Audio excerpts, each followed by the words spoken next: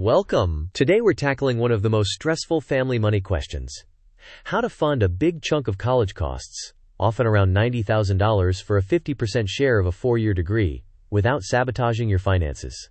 We will compare paying tuition as it's due, short-term investing, and using student loans. We'll also cover why building credit with loans is a bad idea, how to use HYSAs and CD ladders to safely earn yield, and how to coordinate a 50-50 split, especially if a 529 account is involved. To set expectations, we'll move step by step, show simple frameworks, and end with clear action items. Now, let's outline the journey ahead. Here's our roadmap. First, we'll define the college funding dilemma and the factors that matter most. Next, we'll dispel the myth that you should take student loans just to build credit. Then, we'll walk through a pay-as-you-go approach, using high-yield savings accounts and laddered CDs to earn interest safely. After that, we'll prioritize using 529 funds and show how to coordinate with a co-parent for a 50-50 split. We'll also share a decision flow and a semester-by-semester timeline, followed by a mini case study. Finally, we'll test your understanding with a short quiz and wrap up with key takeaways. With that plan in place, let's add an important disclaimer. Before we dive in, a quick but important note. This video is for educational purposes and is not individualized financial, legal, or tax advice. Interest rates, account features, and state-specific 529 rules can change, and your personal situation may differ. Please consult a fiduciary financial advisor or tax professional before making decisions. With that context, let's start by defining what really matters in this decision. Timing is the backbone of your plan. Tuition generally increases by around 2% or more per year, and most families pay in 8 installments across 4 academic years. Since you'll need the funds within a tight 4-year window, attempting to beat tuition inflation through market investing introduces significant risk. Over short horizons, market volatility can easily overwhelm any expected return. Therefore, capital preservation and liquidity matter more than stretching for yield. This leads us towards safer, short-duration vehicles for money you know you will need soon. Next, let's examine the student loan question head-on. The consensus is clear. Do not take out student loans solely to build credit. Federal student loan interest rates are typically 6.5% or higher, and compounding at that rate erodes wealth quickly. The minimal credit score benefit is vastly outweighed by the interest cost. Instead, build credit through low-cost methods, such as a secured card or a low-limit card paid in full and on time each month, along with keeping utilization low. Student debt can weigh down early career decisions, slow saving and investing, and reduce long-term net worth. With that misconception addressed, let's pivot toward the safer, practical approach. Pay as you go while earning safe yield. Here's a simple decision flow. If your college costs will come due within 4 years, emphasize liquidity and safety rather than chasing market returns. That points you to high-yield savings accounts, earning roughly 4 to 5% APY, plus laddered certificates of deposit matched to each tuition due date. This combination preserves capital while steadily earning interest. If you have a longer than 4-year horizon for some funds, diversified investing can be considered. But this video focuses on near-term needs. Additionally, use 529 funds first for qualified expenses to capture tax benefits, then coordinate the remaining amount in a clean 50-50 split on each semester's bill. With the overview in place, let's turn your plan into concrete steps.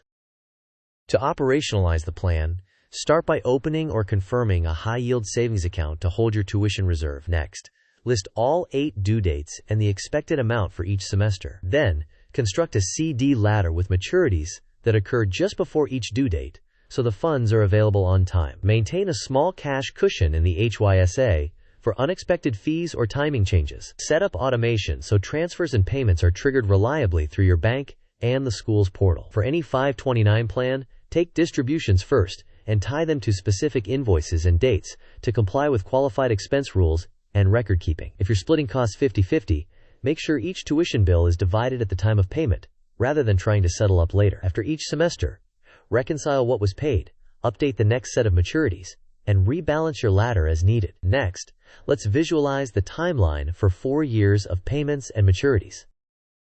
This Gantt-style timeline illustrates 8 tuition payments over 4 academic years. Each semester has an associated CD maturity, scheduled 2 to 4 weeks before the due date, ensuring liquidity. Above or alongside those maturities, you see a HYSA track holding the rolling reserve, which receives proceeds from maturing CDs and then funds the final payment to the school. The chart also shows parallel lanes for Parent A, Parent B, and 529 distributions. The 529 line indicates distributions taken first for qualified expenses. After the 529 funds reduce the bill, the remaining net amount is split evenly and paid by Parent A and Parent B.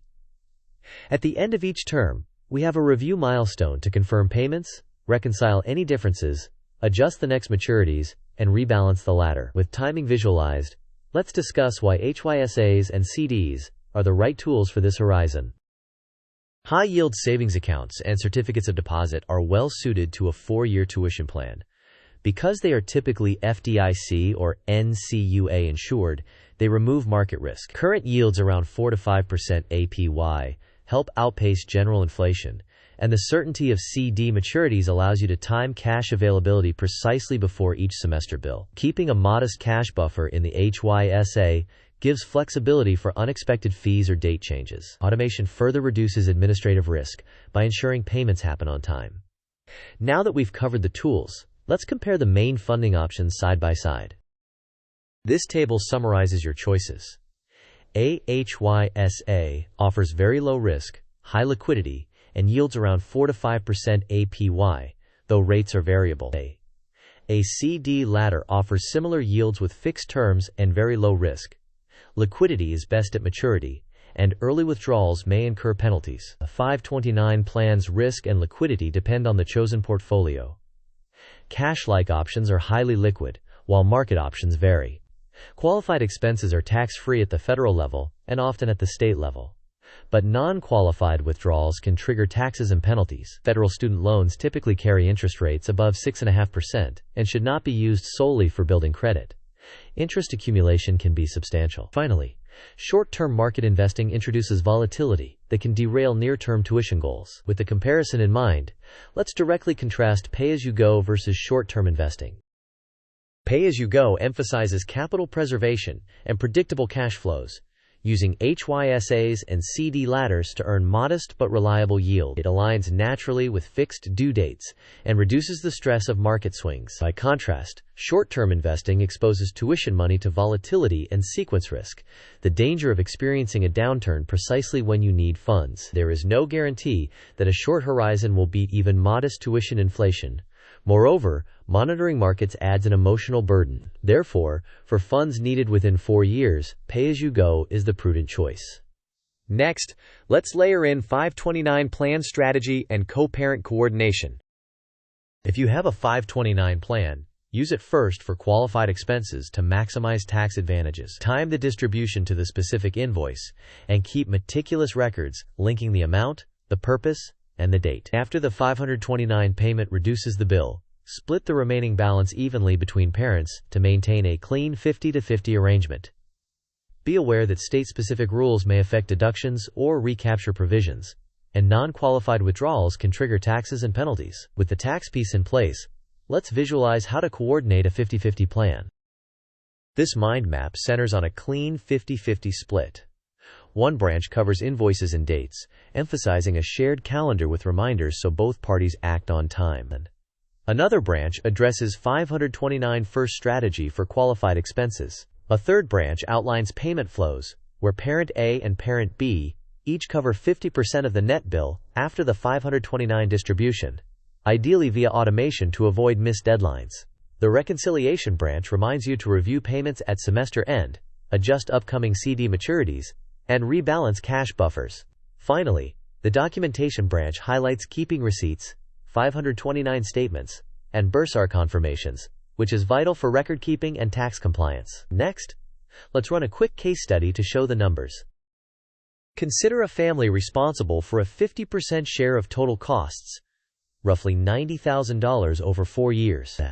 That typically breaks into 8 payments of about $11,250 each semester. Holding the tuition reserve in a HYSA and timed CDs at around 4.5% APY can generate meaningful interest. For example, if your average balance over the year is roughly $22,500, you might earn around $1,000 in interest before taxes, depending on rate changes and exact balances. While this interest doesn't make you rich, it offsets tuition increases and, crucially, avoids the heavy drag of borrowing at 6.5% or more. The compounding saved by not taking loans meaningfully improves long-term wealth. With the numbers in mind, let's see what you remember so far. Quiz time. The question is, should you ever take out student loans solely to build credit? The options are A. Yes, it's the best way to establish credit quickly. B. No, the interest cost outweighs the small credit benefit. C. Only if rates are below 2%. D. Yes, but only in the senior year. You may pause the video now to think about the answer. We will discuss the answer in the next section of the video. The correct answer is B. You should not take out student loans solely to build credit. The interest rates, often 6.5% or higher, impose a compounding cost that far exceeds any small benefit to your credit score. Instead, consider low-cost ways to build credit, such as a secured card or a low-limit card paid in full on time. Now let's try another question focused on where to hold funds needed within 4 years. Our second question: where should you keep liquid assets needed within 4 years for tuition? The options are A. a broad stock index fund, B. high-yield savings and laddered CDs, C. crypto assets, D. penny stocks. You may pause the video now to consider the answer. We will discuss the answer in the next section of the video. The correct answer is B. high-yield savings accounts and laddered CDs. Because your horizon is short, preserving capital and ensuring liquidity are more important than chasing market returns. These vehicles can still earn 4 to 5% annual yield, helping offset tuition increases without exposing you to the risk of a downturn right before payment. With that confirmed, let's wrap up the most important takeaways. Here are the essentials. 1. Near-term funds should be kept safe and liquid. 2. Avoid taking out student loans purely to build credit because the interest cost is too high. 3. Use high-yield savings and CD ladders to earn 4 to 5% while preserving capital. 4. Deploy 529 funds first for qualified expenses to capture tax benefits. 5. Coordinate 50/50 payments at each due date to keep things fair and organized. 6. Automate your payments and reconcile after each term to maintain accuracy and reduce stress. To close, let's summarize and point you to next steps. In summary, pay-as-you-go funding aligns your cash with the school's due dates and minimizes risk over a 4-year window. High-yield savings and CD ladders provide safe, steady yield that helps offset inflation without exposing you to market volatility. A 529 first strategy, backed by good documentation, captures tax benefits. Finally, a clean 50/50 coordination process reduces conflict, improves accountability, and keeps the plan on track. For those ready to implement, start with the calendar of due dates, set up your HYSA, then build a CD ladder to match maturities to each term. Now, let's wrap up with a quick call to action. Thanks for watching. If you found this helpful, please like the video, share it with another parent navigating college costs, and subscribe for more practical money guides. In the comments, tell us your biggest college funding question, or how you're coordinating a 50/50 split. Your experiences can help others plan better. See you in the next video.